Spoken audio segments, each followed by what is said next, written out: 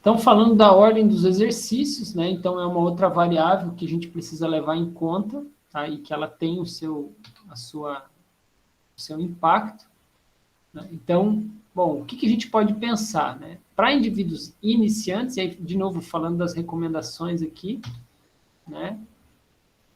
A gente tem os multiarticulares, que seriam os grandes grupamentos musculares, grandes grupos musculares, e os uniarticulares, né, os pequenos grupos musculares, né, pensando nessas duas possibilidades. Deixa eu só ver aqui. Dependendo do horário da academia, é um pouco difícil manter. Eu não entendi, manter o que, Lavínia?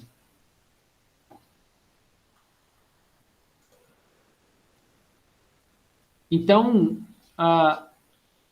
priorizar... Ah, entendi a ordem, entendi. Então, priorizar, né, essa questão, né? Primeiro, multiarticulares, né? Grandes grupamentos musculares, depois uniarticulares, focados em pequenos grupos musculares, tá? Então, essa é uma, uma forma de pensar com base na recomendação, né, do ACSM, tá? Para indivíduos intermediários, né, existe a possibilidade da gente utilizar os grandes grupamentos musculares para exercícios agonistas e os pequenos grupamentos musculares, né, os uniarticulares, os antagonistas. Tá? Então, trabalhar os exercícios de forma a envolver os antagonistas. Tá?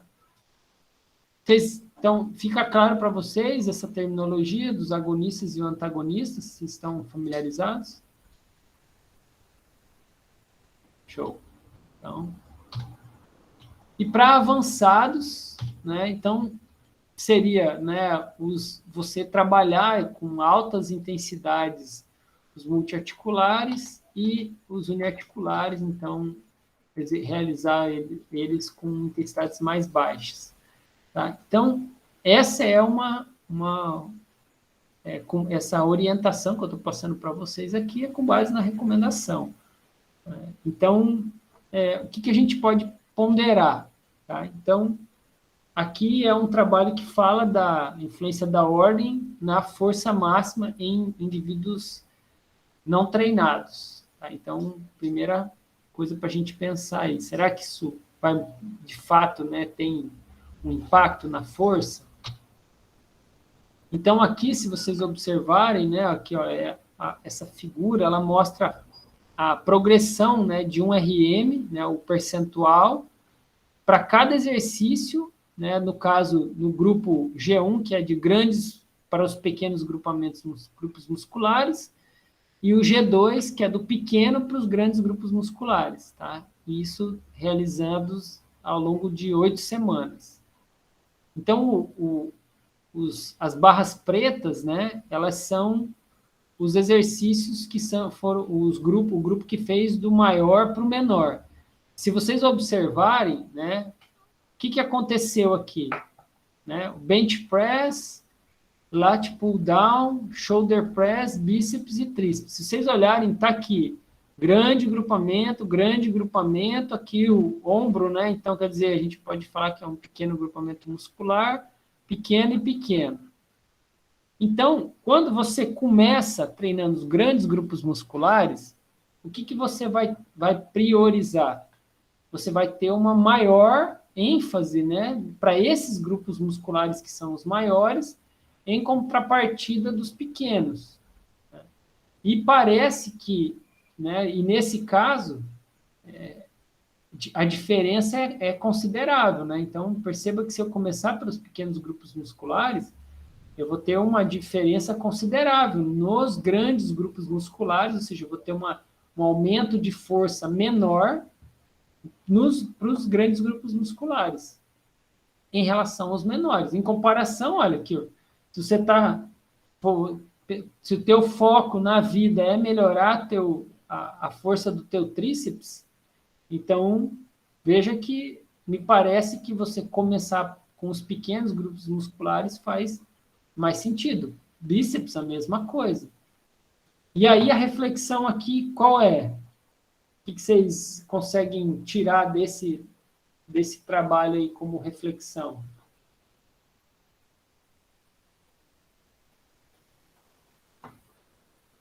Que vocês, como é que a gente pode utilizar essa informação, né, de forma prática num contexto variado, né? Então, quer dizer, onde eu vou começar dos grandes grupos e onde eu começo dos pequenos grupos.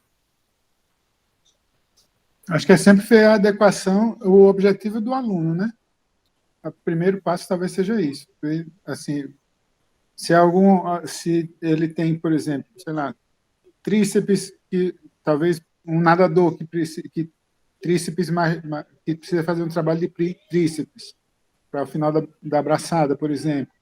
Aí talvez tem que fazer um mais específico, começando dos pequenos por grandes. Mas em outra situação, talvez, para outro aluno, talvez seja o contrário. E, de modo geral, mesclar, né? Muito boa. Exatamente, Márcio. E aí a questão é, se o meu aluno é iniciante, né, eu fortalecer, né, ou dar ênfase aos grandes grupos musculares é uma estratégia que é tida como mais interessante. Tá? Então, de um ponto de vista genérico. Então, quer dizer, eu fortalecer os grandes grupos musculares é recomendado, né, em comparação aos pequenos grupos musculares, salvo exceções, né? Eu tenho alguma demanda específica. Agora, e aí, em se tendo uma demanda específica do meu aluno, aí eu poderia buscar, por exemplo, trabalhar dos pequenos grupos musculares com ênfase. Diga aí, José. Professor, se a gente colocar, por exemplo, esses pequenos grupos musculares separados em um dia só, ao invés de treinar junto com os grandes grupos musculares, por exemplo, num treino do que o convencional seria o peito e tríceps, costa e bíceps, treinasse, por exemplo, peito e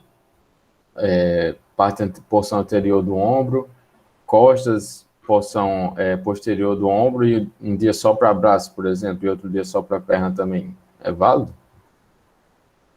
Então, mas nessas combinações que você fez, você trouxe também um grande grupo muscular com um pequeno grupo muscular. Foi isso ou eu entendi errado? Sim, mas é porque acredito que o ombro, quando você já tá fazendo o trabalho de peito e o trabalho de costas, o ombro ele já está sendo muito recrutado. Aí eu acho que também o bíceps e o tríceps, né, na, nesses dias. Só Sim. que eu não sei se é correto ou não, mas ao meu ver faz sentido eu deixar bíceps e tríceps separado para outro dia e finalizar logo com o ombro, porque eu acho que ele está sendo mais recrutado por completo durante os movimentos. Então, aí seria uma estratégia bem, vamos dizer assim, personalizada, né, José? Então, você está analisando de uma perspectiva bem individualizada, levando em conta, por exemplo, a demanda da sessão de exercício que ele teve num treino que ele vai lá exercitar peitoral e adicionando um outro grupo muscular que, em tese, não é motor primário daquele movimento e deixando um outro dia para você fazer o trabalho, acrescentar, né, por exemplo, o trabalho de bíceps e tríceps, por exemplo, que seria uma forma de você intensificar o desenvolvimento desses grupos. É isso que eu entendi bem? Ou Isso é mesmo. isso? Cara, eu vou ser sincero. Se você tem como intuito, né, tá lá nas metas do seu aluno, desenvolver essas regiões de forma específica, quer dizer, ele tem interesse, né, tá lá com meta aumentar, né, a área, o volume do braço dele, você trabalhar de forma específica um dia isso, naturalmente vai vai potencializar, né? Você vai aumentar o potencial de trabalho para aquela região. Se fala muito em volume semanal, né? Então, hoje a gente tem que sempre pensar assim, né? Na semana, quantas repetições você fez para o bíceps? Né? Quantas repetições você fez para o tríceps, né? De forma direta ou indireta? Então, isso vai ter uma relação. Quando você treina, aqui esse trabalho, ele não traz recurso para a gente discutir isso. Assim, eu estou aqui meio que filosofando contigo com base, né, em algumas conjecturas, mas esse trabalho ele não traz essa perspectiva. Eu diria que pode ser válido, né? Teria que analisar o treino semanal dessa pessoa para ter uma noção, ver se, né, isso está equilibrado, né, como que isso está distribuído dentro da rotina de treino dele.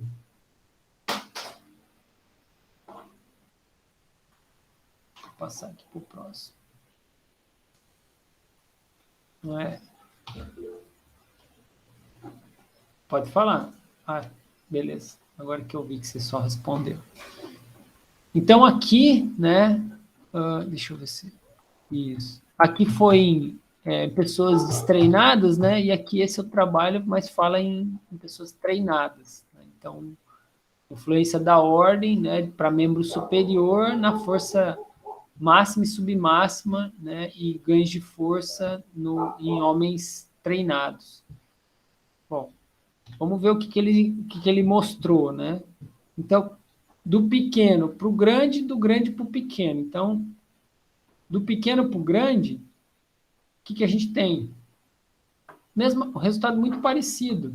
Ou seja, você observa que os grandes grupos musculares, eles acabam sendo prejudicados quando a gente treina o pequeno grupamento muscular primeiro.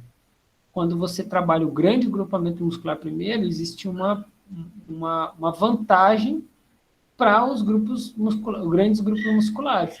Agora, aquilo que você falou, né, pensando aqui, eu diria que provavelmente quando você vai treinar um dia específico, os pequenos grupos musculares, você vai ter um efeito parecido com esse aqui, ó. Você vai potencializar a resposta, né, o desenvolvimento daquilo que você tá buscando, né, naqueles pequenos grupos musculares.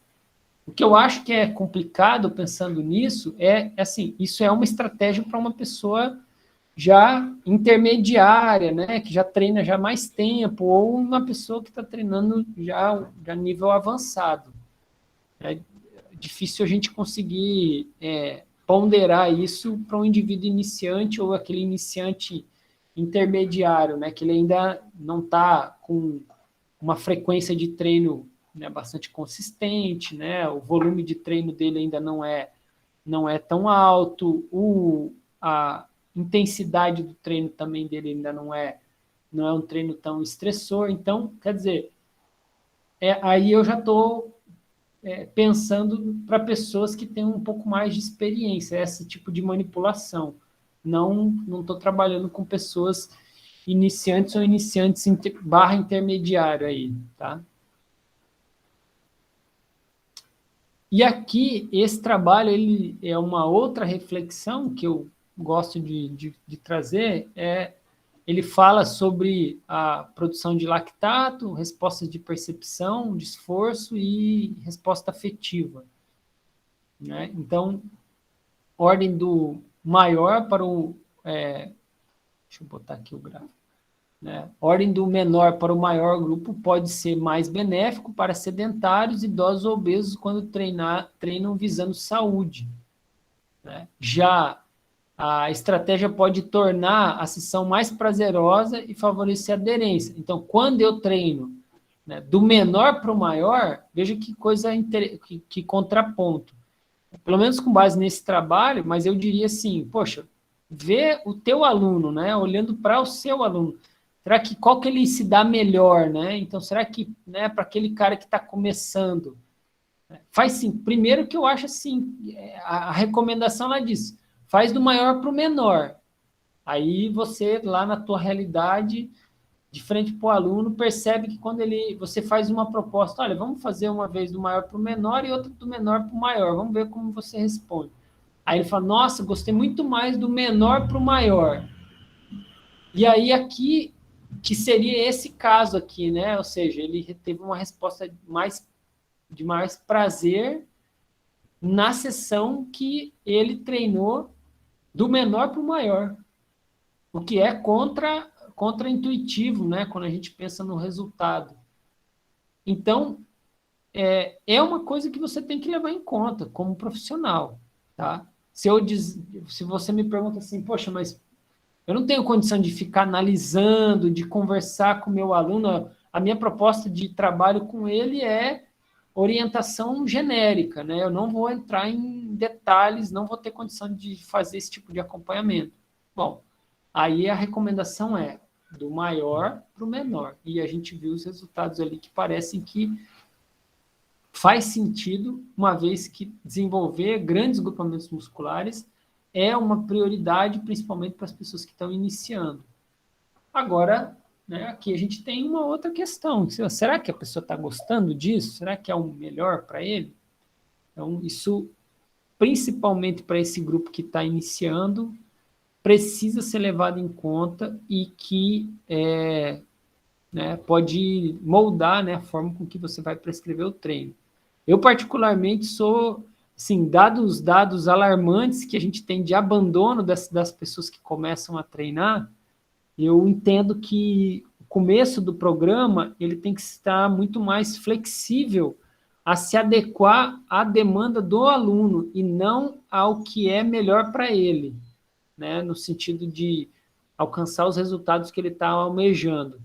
Então, é muito mais com base nas respostas comportamentais que ele vai te trazer, né? Para mim, né, eu, Raça, entendo isso ser prioritário em detrimento de qualquer outra coisa, né? Então, tipo, poxa, ele está fazendo um volume muito baixo, né? Ele prefere do menor para o maior, né? Enfim, a única coisa que eu, assim, não abriria a mão é a frequência semanal. Então, poxa, só tem que ir, tem que ir. Então, como eu faço para ele ir treinar? E aí, fazendo ele ir treinar do jeito que ele mais gosta, né? Então, essa é a reflexão que eu trago com base nesse trabalho aqui, tá? Trabalho do Beleza. Então, é isso, gente. Por hoje, a gente vai parar por aqui. Próxima aula.